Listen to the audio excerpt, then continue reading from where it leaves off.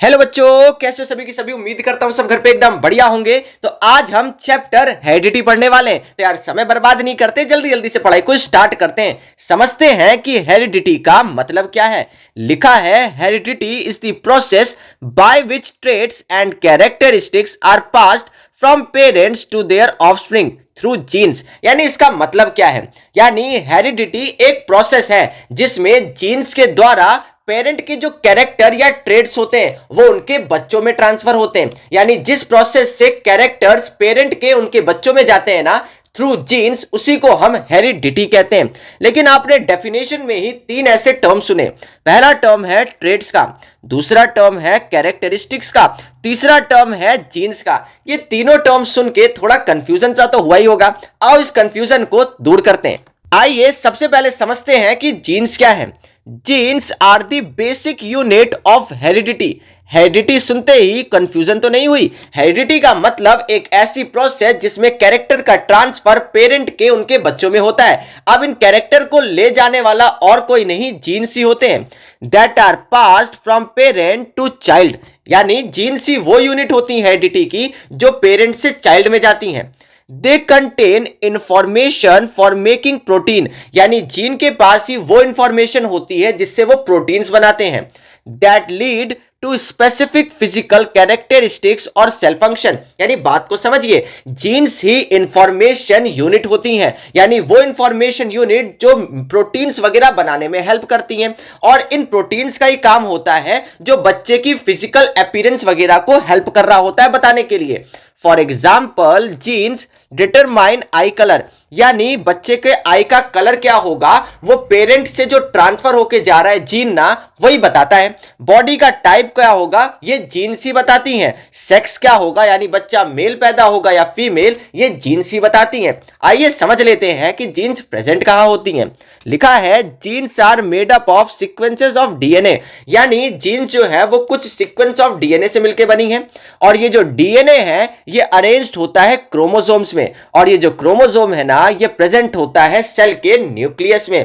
यानी ओवरऑल बात को सिंपल में समझे तो जीन और कुछ नहीं है। थोड़ा बात को देखो, यहां पर सेल के क्रोमोसोम, मतलब सेल में प्रेजेंट जो क्रोमोसोम्स होते हैं वो कुछ पेयर के फॉर्म में होते हैं। अब इन क्रोमोसोम को थोड़ा और ओपन किया जाए तो ये डीएनए से मिलके बना है। और अगर इस डीएनए को और ओपन किया जाए तो ये जीन से मिलके बना है। यानी इसकी प्रोसेस को अगर रिवर्स करें तो बहुत सारे जीन को मिलाएंगे तो डीएनए बनेगा, और बहुत सारे डीएनए को मिलाएंगे तो एक पूरा क्रोमोसोम बनता है। और क्रोमोसोम हमेशा पेयर में रहेंगे। तो आपको यह ध्यान रखना है, जब भी मैं किसी जीन को लिखूंगा यानी किसी कैरेक्टर के बारे में बताऊंगा तो उस कैरेक्टर को भी पेयर में लिखना है। कैसे लिखना है वो आगे चल के समझाता हूं। हाउ ट्रेड्स इनहेरिटेड, यहां से हम सारी कंफ्यूजन को दूर कर लेंगे। आइए समझते हैं। यहां पर एक इंफॉर्मेशन यूनिट आपको दिख रही है डीएनए की। अब डीएनए और कुछ नहीं, बहुत सारे जीन से मिलकर बना है। जीन और कुछ नहीं, इंफॉर्मेशन यूनिट होती हैं। मैं मान लेता हूं यहां पर ये वाला जो डीएनए है वो उस जीन को कैरी कर रहा है जो जीन हेयर के कलर को बताएगी। यानी यहां वाली जीन का काम है हेयर कलर को डिटरमाइन करना। अब हेयर का कौन सा कलर, यहां पे फादर का जो हेयर कलर है वो ब्लैक है, तो मैं हेयर कलर की बात करूंगा ब्लैक की। अच्छा, अब बात को थोड़ा ध्यान से समझिए। यानी जीन तो समझ गए हम कि जीन मतलब इंफॉर्मेशन यूनिट, यानी इंफॉर्मेशन के बारे में बताएगी कि कैसा कैरेक्टर है। यानी यहां पर ये जो हेयर कलर है ये एक कैरेक्टर है। अब थोड़ा यहां से डिटेल में बात करेंगे और आराम से चलेंगे। यानी हेयर कलर को आप कैरेक्टर बोलोगे तो बोलोगे सर ये ब्लैक क्या है, ये ब्लैक ट्रेट है। यानी मैंने जब आपको हेरिडिटी की डेफिनेशन पढ़ाई तो वहां कैरेक्टरिस्टिक्स भी था और ट्रेट्स भी थे। इन दोनों में अंतर क्या है, एग्जांपल के लिए यहां मदर भी है, तो यहां ये मदर के यूनिट को हम डीएनए बोल रहे हैं। यानी ये मदर का डीएनए है और उस डीएनए में जीन है और वो जीन भी हेयर कलर को ही बता रहा है। लेकिन यहां पर समझना क्या है, थोड़ा ध्यान से देखना। यहां पर जो मदर का हेयर कलर है वो ब्राउन है।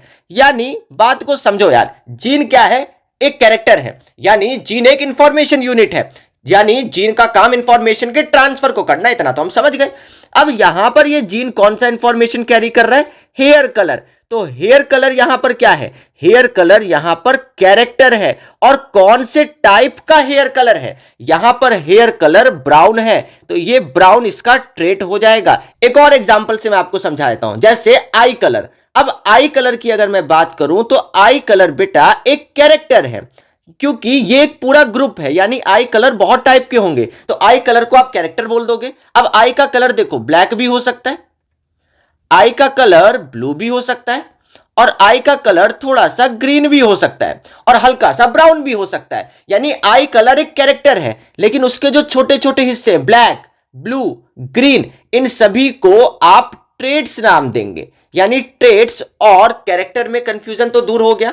और इन कैरेक्टर को कैरी कौन करता है? कैरेक्टर को कैरी कौन करेगा? जीन्स कैरी करते हैं। ये जीन कहां प्रेजेंट होते हैं? डीएनए में प्रेजेंट होते हैं। ये डीएनए कहां होता है? क्रोमोसोम में होता है। क्रोमोसोम कहां होता है? सेल में होता है। सेल के न्यूक्लियस में होता है। इतनी बात उम्मीद करूंगा आपको समझ आया होगा। अभी चैप्टर खत्म नहीं हुआ है, अभी तो बहुत से कंफ्यूजन दूर करनी है इस चैप्टर की हमें। यानी यहां तक हमने बात समझ ली। मैं ब्लैक कलर को स्मॉल बी से डिनोट कर रहा हूं, और ब्राउन कलर को, एक सेकेंड, ब्राउन कलर को मैं कैपिटल बी से डिनोट कर रहा हूं। आपके दिमाग में दो डाउट आया होगा, सर कि ये स्मॉल लेटर और कैपिटल लेटर से पहली बात तो डिनोट क्यों किया? चलो इसको किया तो दो बी लिखने की क्या जरूरत है? थोड़ा समझो, क्रोमोसोम्स हमेशा पेयर में होते हैं, यानी कुछ ऐसे, तो इसीलिए कोई भी कैरेक्टर, अब भाई क्रोमोसोम में ही डीएनए में ही जीन है, और जीन ही तो कैरेक्टर को बता रहा है, तो कोई भी जीन जो कैरेक्टर को बताएगा उसको आप हमेशा पेयर में लिखेंगे, यानी दो के जोड़े में लिखेंगे। अब स्मॉल लेटर और कैपिटल लेटर का क्या चक्कर है उसको भी बताता हूं। यहां पर अगर आप नोटिस करो तो जो फादर है उसके पास ब्लैक हेयर्स हैं, जो मदर है उसके पास ब्राउन हेयर्स हैं, लेकिन उनके कॉम्बिनेशन के बाद यहां पर ये जो चाइल्ड इनका आया है उसके पास ब्राउन हेयर है। यानी मैं यहां से ये कहूंगा कि मदर के जो कैरेक्टर है, मदर का जो जीन है या मदर का जो ट्रेट है, ये डोमिनेंट है। यानी जो भी कैरेक्टर या जो भी ट्रेट डोमिनेंट होता है आप उसको कैपिटल लेटर से डिनोट करोगे, और जो भी ट्रेड रिसेसिव होता है, रिसेसिव का मतलब डोमिनेंट से जो कमजोर होता है, उससे हम स्मॉल लेटर से डिनोट करते हैं। और इन लेटर के रिप्रेजेंटेशन को ही ना एलील्स कहते हैं। ध्यान रखना, इन लेटर के रिप्रेजेंटेशंस को ही हम एलील्स कहेंगे। यानी यहां पर जो स्मॉल बी है ये एलील है। यानी आपको बहुत कंफ्यूजन होता था कि सर जीन और एलील में अंतर क्या है? तो जीन कैरेक्टर है, अब उस कैरेक्टर का जो रिप्रेजेंटेशन होता है, लिखने का ढंग होता है, उसी को हम एलील कहते हैं। उम्मीद करूंगा आपको यह बात समझ आई होगी। एक और बात समझा देता हूं, जो आपके एलील्स होते हैं ये दो टाइप के होते हैं। एक होमोजाइगस होता है। होमोजाइगस का मतलब सेम होगा। एक सेकेंड, होमोजाइगस सेम का मतलब जैसे कैपिटल बी लिखा है तो कैपिटल बी है, स्मॉल बी है तो स्मॉल बी है। और जो एक और एलील होता है वो थोड़ा हेट्रोजाइगस होता है। हेट्रोजाइगस का मतलब डिफरेंट होगा। यानी एक सेकेंड, हेट्रोजाइगस का मतलब डिफरेंट, जैसे कि अगर एक कैपिटल लेटर है तो उसके साथ दूसरा स्मॉल लेटर आ जाएगा। यानी जब दो डिफरेंट टाइप के होंगे, सेम लेटर के नहीं होंगे या कैपिटल स्मॉल में लिखे होंगे, तो वो हेट्रोजाइगस होता है। कैपिटल है, स्मॉल साथ में लिखा है तो वो होमोजाइगस एलील होते हैं। इतनी बात को आपको कॉपी में नोट डाउन करना है। यानी आप समझ गए कि हाउ ट्रेड्स इनहेरिटेड, यानी ट्रेड्स बच्चों में कैसे ट्रांसफर होते हैं। यानी फादर का जो जीन है और मदर की जो जीन है, दोनों के पास एक एक कैरेक्टर होगा। वो दोनों ही अगर हेयर कलर के कैरेक्टर हैं तो उस हेयर कलर में एक डोमिनेंट कैरेक्टर होगा, एक रिसेसिव होगा, यानी एक कमजोर वाला होगा, एक ज्यादा ताकतवर होगा। जो डोमिनेंट वाला है वो अपने आप को एक्सप्रेस करेगा और बच्चे में उसी टाइप के कैरेक्टर शोन होंगे। यानी कुछ इसी तरीके से कैरेक्टर्स इनहेरिटेड होते हैं। आइए डिटेल में और बात करते हैं। आइए डेफिनेशन वाइज भी वन बाय वन समझ लेते हैं। सबसे पहले कैरेक्टर क्या है? लिखा है in genetics a character is a distinguish feature of a group of organism that is inherited from their parents as gene. यानी जीन के हेल्प से जो ट्रांसमिशन होता है बच्चों में पेरेंट का, उसी को हम कैरेक्टर्स कहते हैं। अब ट्रेड्स क्या है? लिखा है अ trait is a condition of character. बताया था ना, कंडीशन ऑफ कैरेक्टर का मतलब क्या? जैसे आई कलर था तो आई कलर एक पूरा ग्रुप है कैरेक्टर का, यानी ये कैरेक्टर है। अब आई कलर बहुत टाइप के होते हैं, ब्लू आई कलर होगा, ब्लैक आई कलर होगा, ग्रीन आई कलर होगी। यानी ये डिफरेंट आई कलर यानी डिफरेंट कैरेक्टर को ही हम ट्रेड्स कहते हैं। that can be hereditary or determined by external variables। यानी सिंपल सी बात है, ट्रेट और कुछ नहीं है, कैरेक्टर के कुछ सब ऑर्डिनेट पार्ट्स होते हैं। For example blue I colour is a trait, यानी ब्लू आई कलर यानी आई कलर को भी स्पेसिफाई कर दिया कि ब्लू होना चाहिए, तो वो ट्रेट है। लेकिन आई colour of the organism is the character. आइए समझते हैं कि इनहेरिटेड ट्रेट्स क्या होते हैं और एक्वायर्ड ट्रेट्स क्या होते हैं? लिखा है inherited traits are characteristics that are present at birth and passed on from generation to generation। यानी ऐसे कैरेक्टर या ऐसे ट्रेड्स जो पेरेंट्स से या जीन से बच्चों में आते हैं, यानी पेरेंट्स की जो जीन्स होते हैं वो जो बच्चों में आते हैं ना, उनके वजह से जो कैरेक्टर का ट्रांसफर हो रहा है उससे हम इनहेरिटेड ट्रेड्स बोलते हैं। लेकिन कुछ ऐसे ट्रेड्स होते हैं जो पेरेंट्स से बच्चों में नहीं आते हैं, यानी जिन ट्रेड्स के लिए या जिन कैरेक्टर्स के लिए जीन्स रिस्पॉन्सिबल नहीं है उन्हें हम एक्वायर्ड ट्रेड्स कहेंगे। लिखा है these are somatic variations that develop during an individual lifetime। यानी ये बच्चा अपने लाइफ टाइम के अकॉर्डिंग उन चीजों को चेंज करता है in response to their environment। they are not controlled by genes and are not passed on to the next generation। यानी यहां पे बात समझिए कि ऐसे कैरेक्टर जिनको जीन कंट्रोल नहीं कर रहे हैं और ये कैरेक्टर एक जनरेशन से दूसरे में भी नहीं जाएंगे, इन्हीं को हम एक्वायर्ड ट्रेट्स कहेंगे। जैसे एक फादर है जो कि पतला है और एक मदर है वो भी पतली है, लेकिन उनका बच्चा थोड़ा फास्ट फूड खाने वाला निकल गया। अब अगर फास्ट फूड खाने वाला निकल गया तो फादर तो पतले, मदर भी पतली है, लेकिन उनका बच्चा अगर मोटा हो गया तो इसका मतलब ये नहीं है कि फादर मोटे थे या मदर मोटे थी, यानी फादर और मदर के कैरेक्टर नहीं ट्रांसमिट हुए। यहां पे बच्चे ने अपने एनवायरमेंट के अकॉर्डिंग अपने आप को ढाला, जिसकी वजह से वो मोटापे का शिकार हो गया। यानी कुछ इसी तरीके के ट्रेड्स को हम एक्वायर्ड ट्रेड्स कहते हैं। अब समझते हैं कि एलील्स क्या है। लिखा है an allele is a variant form of gene. यानी मैंने अभी बताया जीन के लिखने के ढंग को ही हम एलील कहते हैं। जैसे मैंने बोला कि आई कलर, तो आई कलर एक कैरेक्टर है जो कि कौन डिटरमाइन करेगा? जीन करेगी। लेकिन आई कलर के लिखने के ढंग को, जैसे मान लो मेरे पास एक आई कलर है ब्लैक, तो मैंने ब्लैक कलर के लिखने के ढंग को कैपिटल बी किया।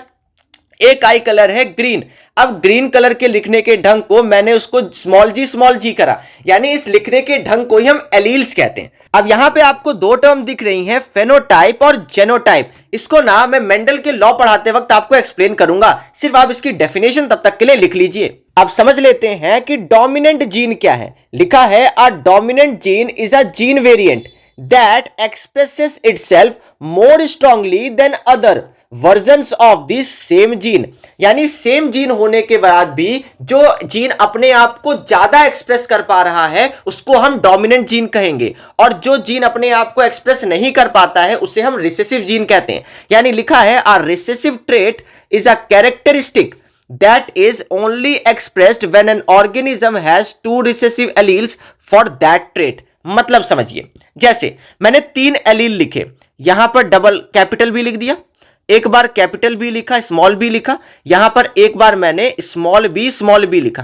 ध्यान से समझना मैं क्या बता रहा हूं। यहां पर ये जो बी है वो रिप्रेजेंट कर रहे हैं ब्लैक कलर आई को, यानी ब्लैक कलर को जो रिप्रेजेंटेशन है ब्लैक कलर का वो कैपिटल बी है, और जो ब्लू कलर है उसका रिप्रेजेंटेशन स्मॉल बी है। ठीक है, यानी ब्लू कलर को अगर मैंने दोनों छोटे लेटर से दिखाया यानी ये रिसेसिव है और ये ब्लैक कलर डोमिनेंट है। यानी अगर मैं कैपिटल बी लिखता हूं यानी यहां पर जो एलील है वो पूरा का पूरा डोमिनेंट है। यहां पर मैं कैपिटल बी स्मॉल बी लिखता हूं तो यहां डोमिनेंट वाला भी एलील है, रिसेसिव वाला भी एलील है, लेकिन कैरेक्टर जो शो होगा वो डोमिनेंट वाले यानी ब्लैक कलर आई ही यहां शो होगा। लेकिन जब भी यहां स्मॉल बी लिखा है तब ब्लू कलर आई शो होगा, जो कि यहां पे लिखा है। एक बार फिर से मैं रीड करता हूं, लिखा है आर रिसेसिव ट्रेट, यानी जो रिसेसिव कैरेक्टर होता है दैट इज ओनली एक्सप्रेस्ड, ये तभी एक्सप्रेस होगा जब ऑर्गेनिज्म के पास 2 रिसेसिव एलील होते हैं फॉर दैट ट्रेट। यानी यहां ट्रेट क्या है? यहां ट्रेट आई कलर है, आई कलर का कौन सा हिस्सा? ब्लू वाला। ये तभी एक्सप्रेस होगा जब दोनों बार सेम एलील होंगे, यानी स्मॉल बी ही प्रेजेंट होगा, तभी रिसेसिव कैरेक्टर अपने आप को एक्सप्रेस कर पाता है। आइए समझते हैं मेंडल्स फर्स्ट लॉ, जिसको लॉ ऑफ सेग्रीगेशन भी कहते हैं। यह लॉ कहता है कि when parents with pure contrasting traits are crossed, एक एक लाइन को बहुत आराम से समझाऊंगा।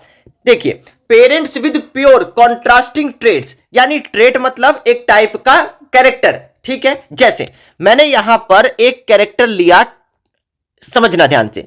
मान लो मैंने एक कैरेक्टर लिया यहां पर हाइट का, तो हाइट बेटा छोटी भी हो सकती है बड़ी भी हो सकती है, तो हाइट मेरा एक कैरेक्टर है। अब ये हाइट या तो टॉल होगी या तो ये हाइट ड्वार्फ होगी। ड्वार्फ का मतलब छोटा होता है, स्मॉल होता है। अब ये टॉल और ड्वार्फ ट्रेट है, यानी when parents with pure contrasting trait, यानी मैं प्योर टॉल की बात कर रहा हूं जो कि एक ट्रेट है, और प्योर ड्वार्फ की बात कर रहा हूं जो कि दूसरा ट्रेट है, आर क्रॉस्ड टुगेदर, यानी प्योर टॉल। अब मैं ट्रेट को लिखने के एक्सप्रेशन को क्या होता है, कैपिटल टी, क्योंकि टॉल वाले को मैं डोमिनेंट मान रहा हूं और ड्वार्फ वाले को मैं रिसेसिव मान रहा हूं, तो इसको स्मॉल टी से रिप्रेजेंट करेंगे। इतनी चीज ध्यान रखना है। Only one form of trait appears in the next generation, यानी जब इनका क्रॉस ब्रीडिंग कराएंगे तो सिर्फ एक ही फॉर्म का ट्रेट, जैसे यहां पर दो फॉर्म के ट्रेट हैं, एक कैपिटल टी है और एक स्मॉल टी है, लेकिन क्रॉस ब्रीडिंग कराने के बाद सिर्फ एक ही टाइप का ट्रेट आपको दिखेगा, या तो टॉल ही दिखेगा या तो ड्वार्फ दिखेगा, ऐसा कहना चाहते हैं। The hybrid offsprings will exhibit only the dominant trait in the phenotype। phenotype क्या है भी बताऊंगा। लिखा है द हाइब्रिड ऑफस्प्रिंग, यानी जो बच्चे आएंगे वो सिर्फ डोमिनेंट ट्रेट के होंगे, यानी आपको यह भी कंफर्म कर दिया कि अगर कोई टॉल यानी प्योर टॉल का आप प्योर ड्वार्फ के साथ क्रॉस ब्रीड कराते हो तो जितने भी बच्चे आएंगे वो टॉल यानी डोमिनेंट वाले आएंगे। यानी ये लॉ ये कहता है कि अगर हम F1 जनरेशन की बात करें, F1 जनरेशन मतलब होता है फर्स्ट जनरेशन। देखिए ध्यान से एक एक चीज को समझते हैं। फर्स्ट जनरेशन में अगर हम प्योर कैरेक्टर, जैसे मैंने यहां प्योर कैरेक्टर टॉल वाला ले लिया और यहां प्योर ड्वार्फ ले लिया यानी स्मॉल टी, अब इसको कुछ इस तरीके से आपको लाइन बनाना है और कुछ इस तरीके से यहां लाइन बनाना है और ऐसे इसको सेपरेट आउट करोगे। देखो अगर मैं इस वाले टी का कॉम्बिनेशन इस वाले टी के साथ कराऊं तो यहां कैपिटल टी स्मॉल टी बनेगा। अगर मैं इसी सेम टी का जो कॉम्बिनेशन है वो इस स्मॉल टी के साथ कराऊं तो फिर से कैपिटल टी स्मॉल टी बनेगा। फिर अब इस वाले टी का कॉम्बिनेशन आप इस वाले स्मॉल टी के साथ कराओगे तो यहां पर भी कैपिटल टी स्मॉल टी बनेगा। फिर इस वाले टी का जो आप कॉम्बिनेशन है अगर इस वाले टी के साथ आप कराओगे तो कैपिटल टी स्मॉल टी बनेगा। यानी ये जो कैपिटल टी थे ये प्योर टॉल थे, ये जो स्मॉल टी है ये प्योर ड्वार्फ है।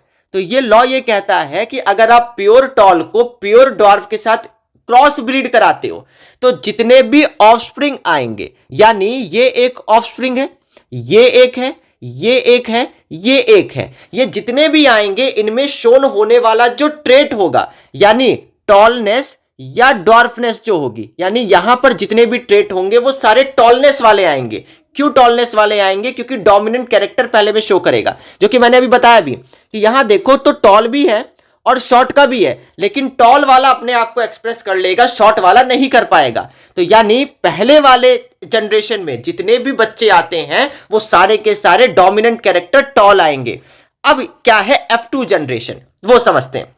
अब F2 जनरेशन की बात करते हैं। F2 जनरेशन का मतलब है कि हम दोबारा से जब क्रॉस ब्रीड कराएंगे, देखिए ध्यान से, F2 जनरेशन का मतलब क्या है, यानी यहां पर जो बच्चे आए वो बच्चे क्या क्या है, capital T small T, capital T small T, capital T small T, capital T small T, यही तो बच्चे आए। अब इनको आपस में क्रॉस ब्रीड कराया तो मैंने दो को ले लिया, एक कैपिटल टी स्मॉल टी लिया, एक कैपिटल टी स्मॉल टी, इसको क्रॉस ब्रीड कराते हैं। तो देखो कैपिटल टी इधर लिखा, स्मॉल टी इधर, यानी एक वाले का कैरेक्टर ऐसे लिख लिया और दूसरे वाले को भी ऐसे कैपिटल टी लिखना है, फिर स्मॉल टी आपको लिख लेना है।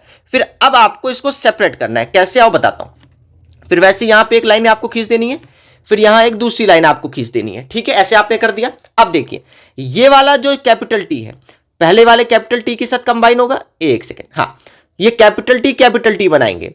फिर यही वाला जो कैपिटल टी है वो इस स्मॉल टी के साथ कंबाइन होगा तो कैपिटल टी स्मॉल टी बनाएंगे, यानी और अब ये जो छोटा वाला टी है अब ये बड़े वाले टी के साथ कंबाइन होगा तो फिर से कैपिटल टी स्मॉल टी। बच्चे गलती क्या करते हैं, ये कंबाइन हो रहा है तो कैपिटल टी और स्मॉल टी कैपिटल टी, यानी ध्यान रखना है ऐसे नहीं लिखा जाता है, पहले कैपिटल लेटर को लिखा जाता है फिर स्मॉल लेटर को लिखा जाता है, तो ये गलतियां भी आपको नहीं करनी है। फिर यहां पर ये जो स्मॉल टी है जब ये स्मॉल टी के साथ कंबाइन होगा तो स्मॉल टी फॉर्म करेगा, यानी यहां पर F2 जनरेशन में जो ऑफस्प्रिंग आए वो थोड़े डिफरेंट टाइप के आए।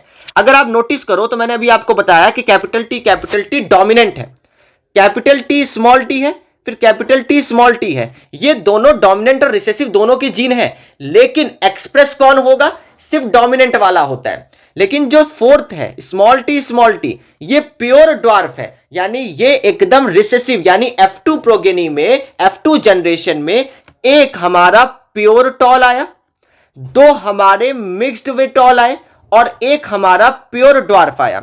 इसी टाइप की चीज को हम जेनोटाइप कहते हैं।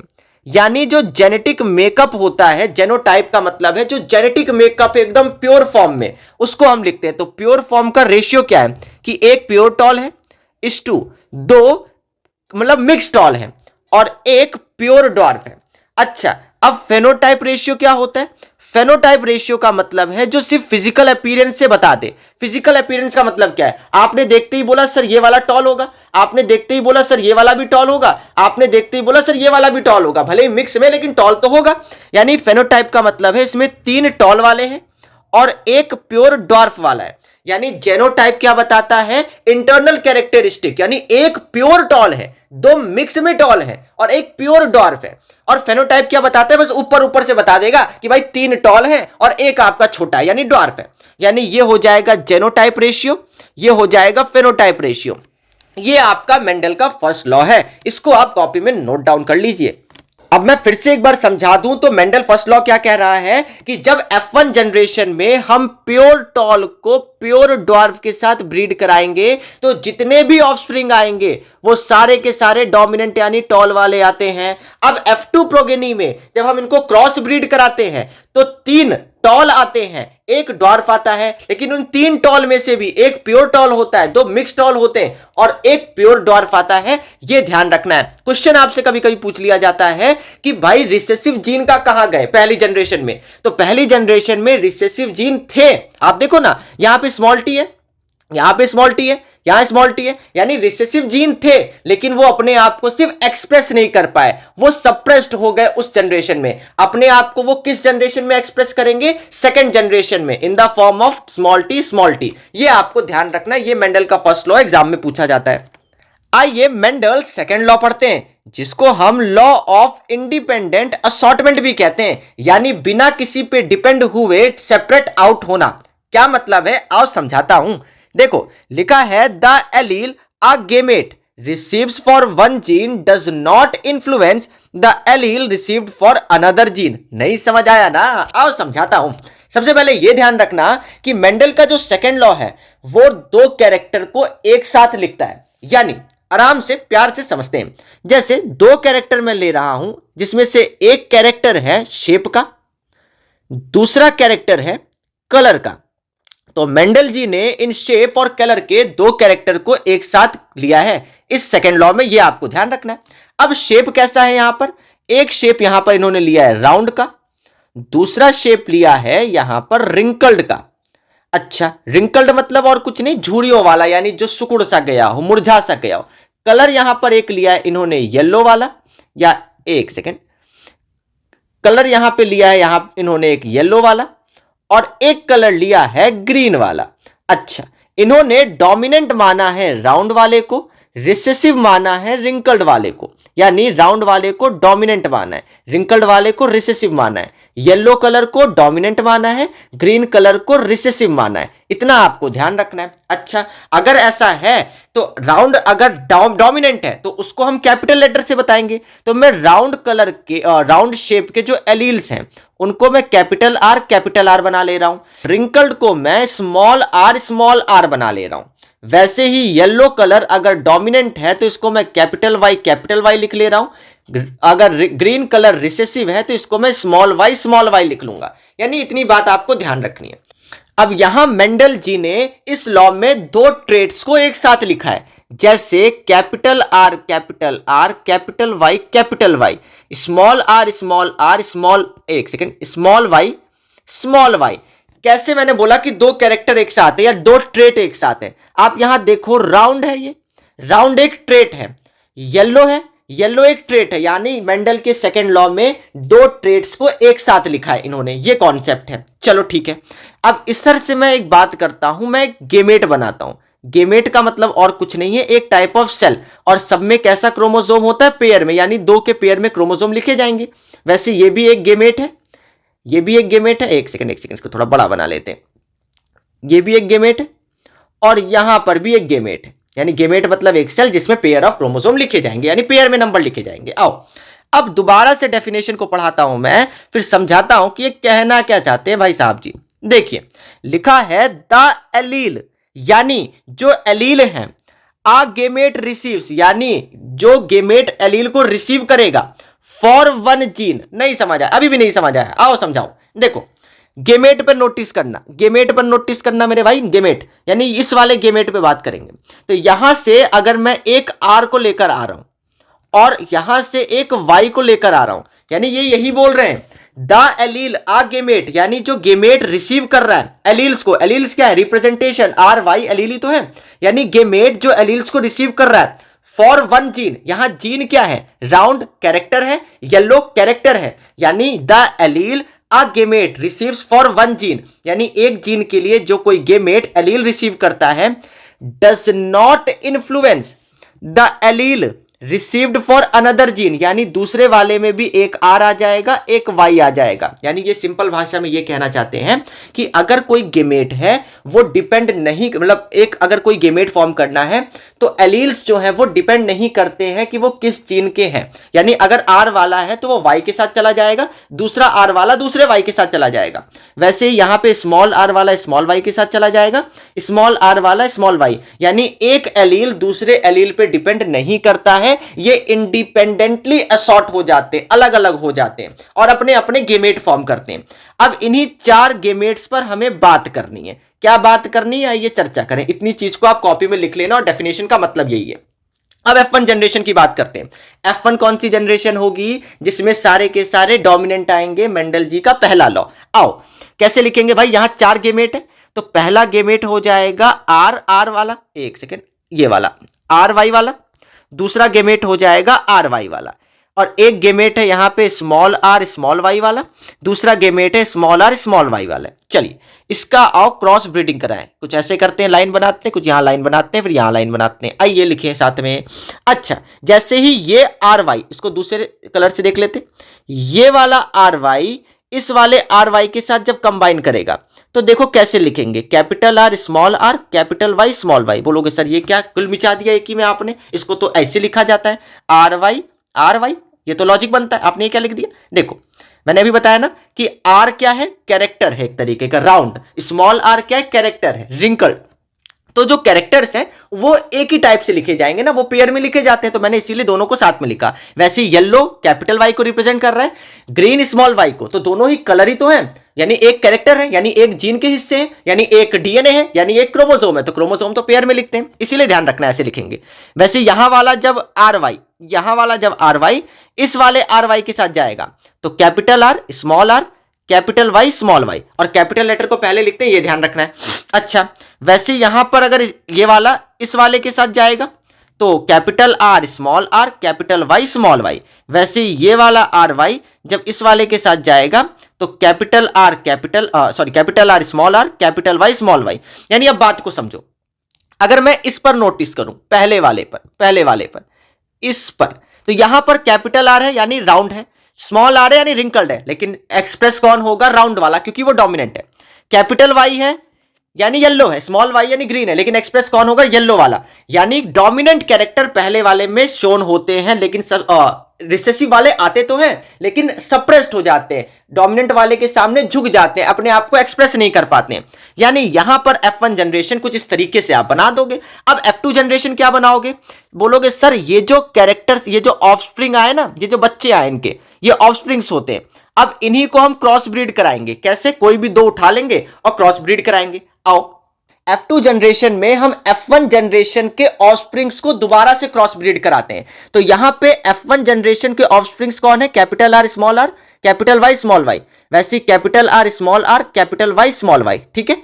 अब यहां पर मैं मेंडल जी के दूसरे लॉ को लगाऊंगा, जिसकी बात हम कर रहे हैं, लॉ ऑफ इंडिपेंडेंट असॉर्टमेंट। क्या कहता है कि एलील्स किसी गेमेट को बनाने के लिए एक जीन पर दूसरे जीन पर डिपेंड नहीं करते हैं, इंडिपेंडेंटली असॉर्ट हो जाते, अलग हो जाते हैं। मतलब समझाता हूं, जैसे यहां पर एक गेमेट बनाऊंगा मैं, इसी वाले का एक और गेमेट मैं यहां बनाऊंगा, फिर इसी का एक और गेमेट बनाऊंगा, फिर यहां पर एक और गेमेट बनेंगे। यानी मैं टोटल इधर से 4 गेमेट्स बनाने वाला हूं। कैसे आओ समझाता हूं। अगर मैं यहां से एक एलील ले रहा हूं, कैपिटल आर स्मॉल आर क्या है, राउंड और रिंकल शेप को रिप्रेजेंट कर रहा है, ठीक है। तो मैंने एक एलील ले लिया कैपिटल आर यानी राउंड शेप का एलील ले लिया, तो मैं दूसरे में कलर ले लेता हूं। तो मैंने कौन सा कलर ले लिया, येलो कलर ले लिया, तो ये एक गेमेट बन गया। गेमेट क्यों बना, क्योंकि पेयर में है। अच्छा यहां से अगर मैंने राउंड लिया तो मैं इस बार येलो कलर को ले रहा हूं, समझ रहे हो, एक बार, क्योंकि इंडिपेंडेंट असॉर्ट हो सकते हैं बिना किसी पे डिपेंड हुए। अगर मैं एक बार रिंकल्ड ले रहा हूं तो रिंकल्ड के साथ मैं येलो ले सकता हूं, और एक बार अगर मैं रिंकल्ड ले रहा हूं तो रिंकल्ड के साथ मैं ग्रीन कलर ले सकता हूं। यानी इस तरीके से हम इसी वाले एक ऑफस्प्रिंग्स को 4 अलग अलग गेमेट में इंडिपेंडेंटली असॉर्ट करते हैं।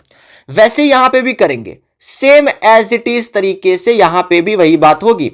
यानी यहां पर एक गेमेट बनेगा, फिर यहां ऐसे एक गेमेट बनेगा, यहां एक गेमेट बना देंगे और यहां एक गेमेट बनाएंगे। यहां पे भी अगर मैं कैपिटल आर ले रहा हूं तो उसके साथ मैंने कैपिटल वाई ले लिया, अगर कैपिटल आर लिया है तो उसके साथ एक बार स्मॉल वाई, फिर स्मॉल आर है तो उसके साथ कैपिटल वाई, फिर स्मॉल आर है उसके साथ स्मॉल वाई। यानी कॉन्सेप्ट समझ आ रहा है इंडिपेंडेंट असॉर्टमेंट का, कि एलील बिना डिपेंड हुए एक गेमेट फॉर्म करने के लिए इंडिपेंडेंटली असॉर्ट हो सकता है। जरूरी नहीं है कि राउंड वाला राउंड के साथ, यानी शेप का है तो शेप के साथ ही लिखा जाए, मतलब आर के साथ आर ही लिखा जाए, ऐसा कोई रूल नहीं है। आर के साथ हम वाई भी लिख सकते हैं, यानी इंडिपेंडेंटली असॉर्ट कर सकते हैं, ये कॉन्सेप्ट है यहां पर। आइए अब इन गेमेट्स को क्रॉस ब्रीड कराते हैं। F2 जनरेशन यही तो कहती है, तो F2 जनरेशन में होगा क्या, देखिए ध्यान से। यहां पर मैंने एक आर वाई लिखा, फिर वहां पे एक और आर स्मॉल वाई लिख लिया, फिर यहां एक second small R capital Y, फिर स्मॉल आर स्मॉल वाई, फिर यहां एक पार्टीशन बना लेते हैं इधर। फिर वैसे ही यहां पर भी वही काम करेंगे कि capital R capital Y, capital R small Y, फिर यहां पे कैपिटल आर एक second small R capital Y, फिर यहां पे स्मॉल आर स्मॉल वाई, ठीक है। और सबको सेपरेटली ऐसे लाइन से अलग अलग कर लेते हैं, एक सेकेंड। चलिए अब वन बाय वन लिखते हैं। सबसे पहले पेन भी तो चेंज कर लेते हैं। देखो यहां पर अगर इस आर वाई को मैं इस आर वाई के साथ लिखूंगा तो क्या होगा, कैपिटल आर लिखा जाएगा साथ में, यानी गेमेट को साथ में लिख दिया हमने एक, फिर कैपिटल वाई, ठीक है, यानी राउंड अलग कलर अलग। फिर यहां पे कैपिटल आर आएगा, कैपिटल वाई स्मॉल वाई, ये थोड़ा ध्यान रखना आराम से। अब कैपिटल आर स्मॉल आर, फिर कैपिटल वाई, ठीक है, फिर यहां पर capital R capital Y small Y, यानी इस तरीके से आपको गेमेट फॉर्म करना है। अब इस वाले को फिर से इस वाले के साथ कंबाइन करेंगे, यानी कैपिटल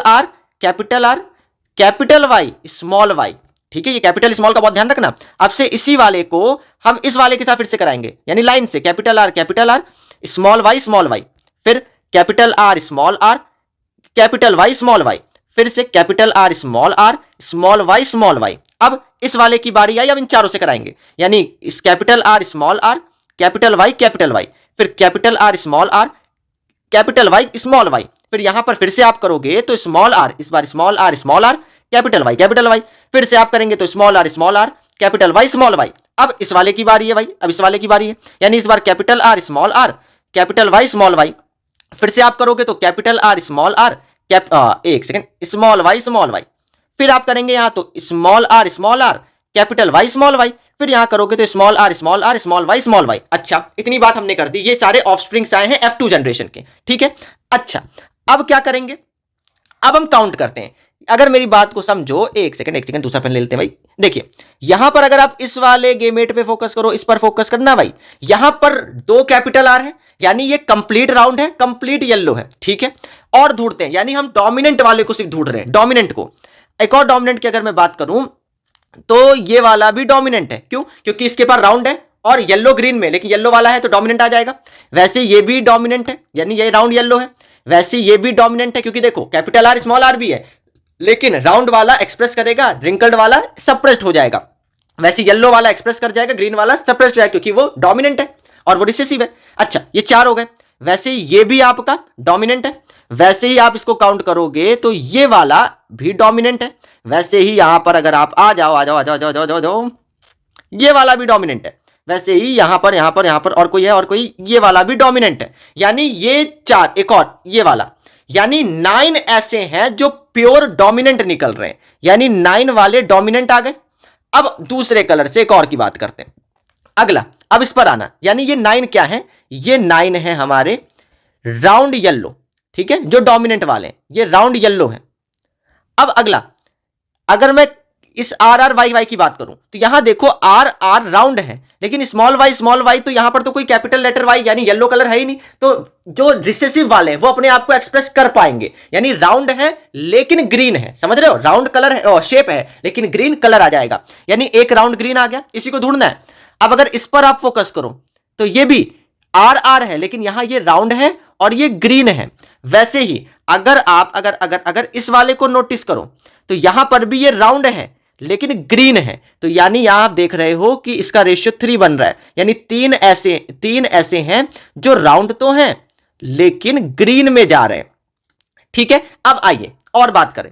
अगर आप एक सेकेंड अब दूसरा पेन ले लेते हैं, अगर आप इस वाले पर नोटिस करो तो ये वाला स्मॉल आर है, यानी दोनों ही रिंकल्ड वाले को रिप्रेजेंट कर रहे हैं, और कैपिटल वाई यानी येलो को रिप्रेजेंट कर रहे हैं, तो एक रिंकल्ड येलो हो जाएगा।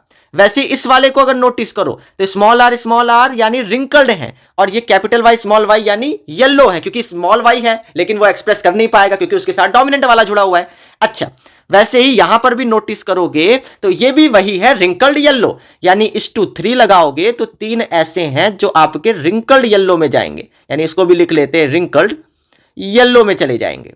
अब सिर्फ एक ही ऐसा मात्र बचा हुआ है, ये वाला जो कि प्योर रिसेसिव है, यानी प्योर रिंकल्ड है, प्योर ग्रीन है, यानी इस टू में इसको 1 लिख लोगे, यानी ये वाला आपका रिंकल्ड ग्रीन आ जाएगा। ये हमारा और कुछ नहीं, ये आपका जेनोटाइप रेशियो होता है, या जेनोटाइप कह दो या फेनोटाइप रेशियो होता है। इस चीज को आपको ध्यान रखना है, ये मोस्ट इंपॉर्टेंट है। मैं उम्मीद करूंगा कि आपको F2 जनरेशन भी समझ आया होगा, F1 जनरेशन भी समझ आया। F1 जनरेशन का मतलब क्या है, जब हम प्योर चीजों को ब्रीड कराएंगे तो सारे डोमिनेंट निकलेंगे। फिर जब हम F2 जनरेशन की बात करेंगे तो F1 जनरेशन के ऑफस्प्रिंग्स को हम आपस में ब्रीड कराएंगे तो इंटरमिक्स वाले निकलेंगे, जिसमें जो रिसेसिव वाला है वो भी अपने आप को एक्सप्रेस करके निकलेगा, जैसे यहां पर रिंकल्ड ग्रीन एक निकल आया। और सेकंड लॉ क्या था मेंडल जी का, कि इंडिपेंडेंट असॉर्ट कर सकते हैं, यानी अगर एक गेमेट फॉर्म करना है तो राउंड वाला येलो के साथ आ सकता है, राउंड वाला ग्रीन के साथ आ सकता है, रिंकल्ड वाला येलो के साथ आ सकता है, रिंकल्ड वाला ग्रीन के साथ आ सकता है। यानी ये आपका मेंडल के फर्स्ट और सेकंड लॉ है। उम्मीद करूंगा आपको समझ आया होगा। आइए अब समझते हैं कि सेक्स डिटर्मिनेशन क्या है। लिखा है the process in which the sex of a person is determined is called sex determination. यानी सिंपल सी बात है कि एक ऐसी प्रोसेस जिसमें हम किसी पर्सन के सेक्स को डिटरमाइन कर सकते हैं, उससे सेक्स डिटर्मिनेशन कहते हैं। समझने के लिए आप ये समझो कि अगर कोई फादर है तो फादर के पास ओवरऑल 23 पेयर ऑफ क्रोमोसोम होते, यानी किसी भी मेल हो या फीमेल हो उसके पास 23 पेयर ऑफ क्रोमोसोम्स होते हैं। अब इस 23 पेयर ऑफ क्रोमोसोम्स में से जो 22 क्रोमोसोम्स होते हैं वो ऑटोसोम्स होते हैं। ऑटोसोम्स का मतलब है ये सेक्स वगैरह को डिटरमाइन नहीं करेंगे, ये आंखों के कलर, बाल के कलर, नाक कैसी होगी, यानी फिजिकल अपीयरेंस के बारे में बात करते हैं।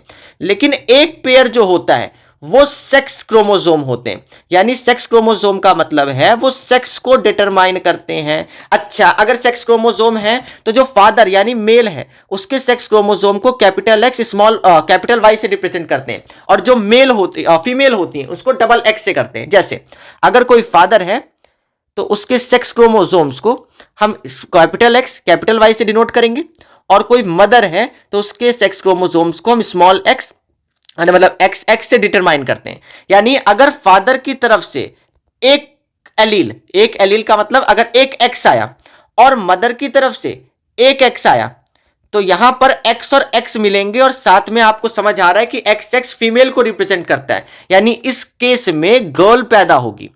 और अगर फादर की तरफ से वाई आता है, मदर की तरफ से एक्स आता है, तो क्योंकि मदर की तरफ से तो एक्स ही आएगा क्योंकि उसके पास एक्स एक्स ही क्रोमोसोम है, तो यहां पर एक्स वाई फॉर्म होगा, यानी इस केस में जो बच्चा होगा वो बॉय निकलेगा। यानी इस तरीके से हम किसी भी बच्चे के सेक्स को डिटरमाइन करते हैं। अब क्वेश्चन कभी कभी पूछ लिया जाता है कि क्या चांसेस होंगे कि लड़का होगा कि लड़की होगी। जैसे अगर फादर से एक्स आएगा तो मदर से तो एक्स ही आना है, तो एक्स एक्स मिलकर यहां पे गर्ल होगी। अगर फादर से वाई आया तो मदर से तो एक्स ही आना है, तो यहां एक्स वाई मिलकर बॉय होगा। यानी 50-50 के चांसेस होते हैं, यानी 50% चांस होता है कि लड़का होगा या लड़की होगी, ये आपको ध्यान रखना है। क्वेश्चन ये भी पूछ लिया जाता है कि रिस्पॉन्सिबल कौन होता है, गर्ल चाइल्ड के लिए या बॉय चाइल्ड के लिए। तो यार गर्ल हो या बॉय हो, दोनों ही केस में डिटर्मिनेशन फादर की वजह से हो रहा है, क्योंकि अगर फादर एक्स देगा तो एक्स ही मदर से आएगा और वहां पे गर्ल हो जाएगी। अगर फादर वाई देगा तो मदर से तो एक्स ही आना है, तो एक्स वाई मिलके वहां बॉय हो जाएगा। यानी फादर ही रिस्पॉन्सिबल होता है गर्ल के पैदा होने के लिए या बॉय के पैदा होने के लिए। अब उम्मीद करूंगा कि आपको जो पढ़ाया वो समझ आया होगा। अब मिलते हैं अगली वीडियो में, तब तक के लिए बाय बाय।